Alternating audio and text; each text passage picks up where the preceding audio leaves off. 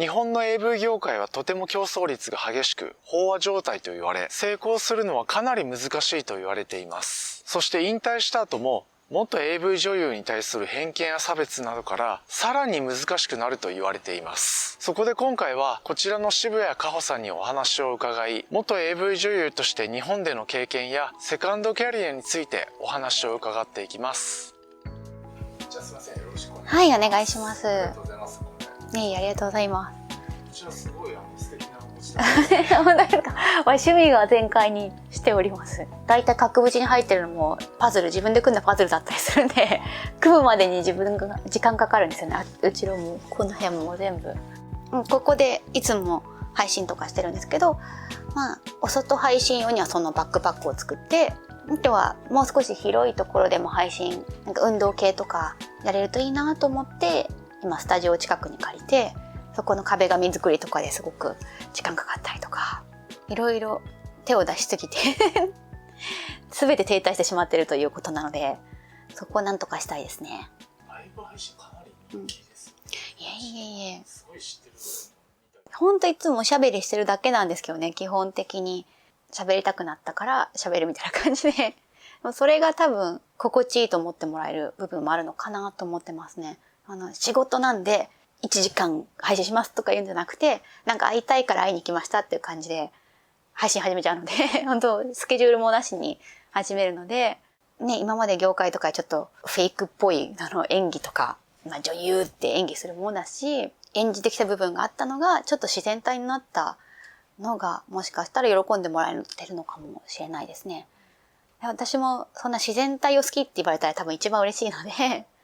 実際はやっぱり引退した後の方が結構楽しい感じですか？辞めたすぐ後は将来の不安とか、月の収入、月収の不安とかのがまだありましたし、AV 時代の名前とか知名度、人気とかを使ってタレント活動を続けてると、もちろんアダルトのイメージが強すぎて、そういう仕事しか来ないとか、服着た仕事やりたくても、そういうイメージが肩なので、みたいな感じで遠慮されたりするっていうのはありますよね。イメージを変えたくても、イメージありきでできる仕事もあるし、イメージありきで断れる仕事もある。逆に元 AV 女優だから、今もそうですけど、こうしてインタビュー受けれたりとかすることもあるので、辞めてから、だからこそ言えることっていうのもあると思いますし、業界にいる間は業界に好意的なことしか言えないし、好意的じゃないこと言っても文字にされないしっていうのに向こうが編集できちゃうので、もっと情報を知っといた方がいいんじゃないかなっていうのも、実際もらえる情報もやっぱり業界側の人からしかもらえない情報なので、ワンサイドだしっていうのがありますよね。もちろん悪いことそんな言わないじゃないですか。AV 女優がたくさんいるから大丈夫っていう、自分だけがそこまで注目されないっていう安心感はあると思いますね。私も実際に入るときにそういうこと言われたので、全然気づかれないよとか、メイク変えれば大丈夫だよとか、バレるよってことを積極的にはもちろんメーカーとか事務所言ってこないので、大丈夫かなと思ってしまいがちですよね。まずセカンドキャリアを何したいか、全然違うことやりたいが、もう18禁のことはやりたくないですっていうのはやっぱり難しいですね。そこは覚悟、収入入ってこないかもとか、がっつり下がるかもっていうのは心得ておかないと。それは聞いたことあります。ただやっぱりバレて、同僚から知ってるよとかで写真送られてとか、あとちょっとビクビクして過ごさなきゃいけないと思うので、それは精神的に厳しいかもしれないですよね。会社がちょっと辞めてもらえるとか言うかどうかは会社によると思うので、AV 時代の事務所にずっと所属してる方も結構それほど有名な方とか、あとその方が多いんですよね。例えば他の AV 女優が出てる番組の MC やるとかですよね。立場はちょっと変えてもらってるとはいえ、やっぱり AV 関係の話題ばっかりになってしまうので、自分がそれで OK ならいいと思うんですけど、私は逆にそういう AV 女優のイベントとかは避けるようにして、引退した当初は他の女優の人たちと仲良く一緒にイベントしたりとか出かけたりっていう SNS とかで一緒に写真載っけてとか、おそらく AV ファンは増えるんですけども、そこから広がっていかないで、AV ファン以外の人から好きになってもらえないとか気づいてもらえないっていうのがあるので、あとそういう付き合いに携わってと思ったんですけど、結構フェイクなものが多い。それは AV と同じで表向き仲良くてもその子がいなくなると、その子のちょっと悪口じゃないですけど、話とかをすごいされて、あ、私もこういうふうに言われてるのかなとか、まあもともとビジネスな付き合いではあるけども、あ、なんか本当の友達っぽくないなっていうのは、そのうちやっぱりやめたことを分かってもらいたかったので、引いてきてとか、タイミングですね。1年経ったらヌードやめるとか、自分の中でそろそろいいだろうっていうのを少しずつ、いきなりもう一切ヌードやりませんとかじゃなくて、ちょっとずつって感じですね。見られ方としては、その現役と元 AV 女優って変わるんですか？いや、変わらないですね、あまり正直。本当に同じ感じで見られますね。特にその仕事じゃなくて、例えばプライベートで会おうとしてくるような人って多分同じように見てますよね。これなんかエッチな女の人っていう感じで見てるので、いや仕事でやってたんでっていうふうに、別になんかファンタジー壊して夢壊して悪いですけど仕事なんでっていうふうに言っても、なんか夢壊れたような傷ついた顔をするだけで、なんか理解してはくれないですよね。だから本当にプライベートでは、そうですね。なんか男性と会おうとかいう気に全くならなくなりましたね。AV の時は AV に集中するためにも、彼氏とかそういう恋とかしない方がいいって思ってたのと、まあそういう時間もないしっていうのでしてなかったんですけど、辞めてからはちょっとデートをしてみたいなとか、恋人できたらいいなとか思ったのはもう諦めましたね。難しいです。そういう目で見られちゃうので、なんかもっと AV 女優っていう目で見られてずっと AV の質問ばっかりされたりとかするので、なんかこれ話してて、この人私じゃなくて、まあ元 AV 女優というか、まあ向こうからしたら元とか関係なく AV の話聞きたいだけだなっていうのが多いですし、そういう関係になろうとなっても、まあただでそういうことしてもらえるっていう感覚でしか接されなかったので、そうですね、諦めましたね。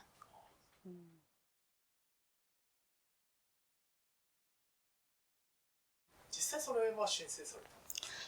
た？ですね、まだ引退して5年経ってないのでまとめてしようかなと思ってたんですけど、もうこれやめてくださいって言ったのは、まあほぼ強要みたいな感じの現場だったので、それは別の理由ですね。その日数とか関係なく、業界もそういう印象悪いことしたくないので、多分自主的にやってくれたんだと思いますね。その時は撮影したのが2015年だったんですけど、イベントがすごい続いて、で、とうとう声が出なくなって、気管支炎で。で、声出ないんですっていう風に現場の前の日、マネージャーに連絡したんですけど、わかりました、伝えとくから大丈夫ですみたいな感じで、実際現場行ったら別に大丈夫とかじゃなくて、それでもやらせるって感じで、声出ないんですけどって言ってるけど、頑張って出してって感じで。でもずっと咳して、それこそ痰も黄色い痰とか出てる段階でも別に止めずにずっと回されてとか、結構ですね、もう頑張ってしか言わなかったんで。で、全部撮り終わって、声がやばいから声だけ撮り直すかもみたいなこと言われて、あれ、じゃあ声出さなくてよかったじゃないとか、本当にわけがわからない。今は多分コロナとかがあるから、逆に熱出たら、じゃあもうストップでってなると思うんですけど、当時は本当に体調悪くても関係ないみたいな感じ。私のとは違う理由で、5年経ってなくても申請するような人もいますけど、それは多分家族にバレたとか職場にバレるからとか不安で。ただ中にはメジャーな作品は消すけども VR とかちょっとマイナーな作品は残すっていうメーカーもあるみたいで、その辺はもうメーカーのさじ加減なので、レンタルとかは関係ないですし、あと、まあ、中古で売られてる分にはブックオフとか買い取りマックさんとかで売られてる分にはもう無理ですし、なんか残ることは残るんですけど、まあ、正式に検索した時に DMM に出てこないとか、そういうことですかね。海外のなんか違法サイトとかでずっと上がっていくのは、まあ、メーカーさんにも何の足しにもならないですし、ちょっと良くないかなと思ってますね。ただ、インターネットなので、どこもうまく対応できない部分があるので、それこそ、たまに編集前の無修正が流出とかあるじゃないですか。それ私、はい、一回追いかけて、まあ今実は追いかけてるところなんですけど、結局メーカーさんもなんで流出したかわからないみたいなこと言って、ね、ハッキングされ、AV メーカーのデータがハッキングされたって多分前にもあるんですけど、ハッキングされた側にどれくらい責任があるかで、こちらも訴えられるのかとかが変わってくるので、わかりやすいのは監督とかがこっそりお金のために売ったとか、そういう足がつくものだったらわかるんですけど、データ系になってくると本当に難しいですね。だから弁護士さんと相談して、そういうのは、まあメーカーに責任がないのかっていうのを今追求してもらうとこですね。それも法令とかが多分あんまりないので、一例になれたらいいなと思いますね。日本と海外で元 AV 女優の見られ方としてはどういうふうに違うのって感じてますか？そうで、アメリカは特にセカンドキャリアっていうものを応援してくれる。それとは別、今の活動は別だよねっていうふうに結構応援してくれる方が多いですね。日本だとどうしてもお世話になりましたとか、当時ファンでしたっていうのが多いので、そこに返しようがないんですよね、やっぱり。またじゃあ AV 戻りますとかいうわけにもいかないですし、だからそういう方向性で応援されても、どう返していいかわからないっていうのがあるので、あとは AV 以外で日本でもインタビューとか、テレビ番組とかも、もっと AV 女優っていうところ以外にフォーカスするところがないんですよね。もっと新聞記者っていうのもそこまでスポーツ新聞ですし、なんかすごい事件を追ってた事件記者なわけじゃないので、日本でアニメ好きの方いっぱいいるじゃないですか、タレントさんとか、コスプレイヤーさん、18禁じゃない人たちでそういう人がいっぱいいるので、逆にあえて私を入れる必要ないのかなっていうのを思いますよね。フォーカスしづらいんですよね。だから、私が日本での売りはやっぱりそこになってしまう。でも、アメリカに行ったら日本人ってことにフォーカス当ててもらえるので、あと、いろいろ、オタクって部分にフォーカスできたりとか、いろいろ他に売りができるから、AV 女優ってところを強調しなくてもよくなりますよね。それは海外の活動のいいところかなと。だから AV っていうのを本当最近知ったとか知らなかったって人の方が増えたりしてて、スーツケースいっぱい転がってるじゃないですか。アメリカでイベント行かなきゃ。で、そうなんで誘っていただいてすごく嬉しいですね。それこそ最初の頃は、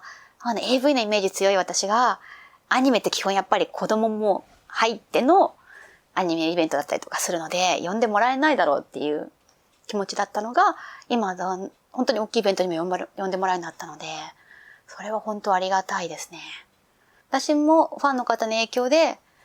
戦隊シリーズあるじゃないですか。戦隊ものもともと好きだったんですけど、海外だとパワーレンジャーズって感じで海外版が出てて、それ今もうずっと最初から見てたりとかして、向こうのカルチャーみんながどんな番組に育ったか知りたいっていうのもあるので、アニメも実は天地無用とかはアメリカの方がポピュラーだったりとかして、カウボーイビバップとかもそうですね。トライガンとか、あとなんか作品によっては本当アメリカの方が人気だったりとか、そういう本当にカルチャーの違いとかも勉強していきたいとか学びたいなっていうところがあるので、この国ではこういう感じですっていうのを紹介できるっていうのは、他の日本のアニメ好きには持てないものかなと思うので、将来的にそういうコメンテーターじゃないですけど、研究的な立場になれたら面白いですよね。なんか別にアニメじゃなくてもいいんですけど、なんか日本が好きとか、日本に対してやっぱ好意的なものを言ってもらえると、なんか日本人としてやっぱり嬉しいですよね。別に選んで日本に生まれたわけでも育ったわけでもないのに、なんか嬉しいなってやっぱり思っちゃうので、なんか自分のアイデンティティに対しても自信になってくるので、すごくいいことだなと思ってますね。なんか引退してからだと、いろんな部分を見てもらえるようになりましたね。なんか人柄を好きになってもらうことが増えましたね。引退してからは。引退するまでは大きいおっぱいが好きですとか、おっぱい好きですってだけだったので、それはそれで自信になるんですよ。だいたい胸大きい人ってコンプレックスじゃないですか。だからそう言ってもらえて自信にはなるんですけど、裸を見せるとかヌードを見せるって若さありきだったりもしますし、やっぱり中身とか性格とかを好きって言ってもらえるとすごく嬉しいですよね。なんか自分がギリギリ一人生きるだけじゃなくて、こうやっていろんな方に支えてもらったので、私がこの世からいなくなる時に残せるようにとか、いなくなる前までに変換できるようにしたいなっていうのは、そこまでやりたいっていうのがありますね。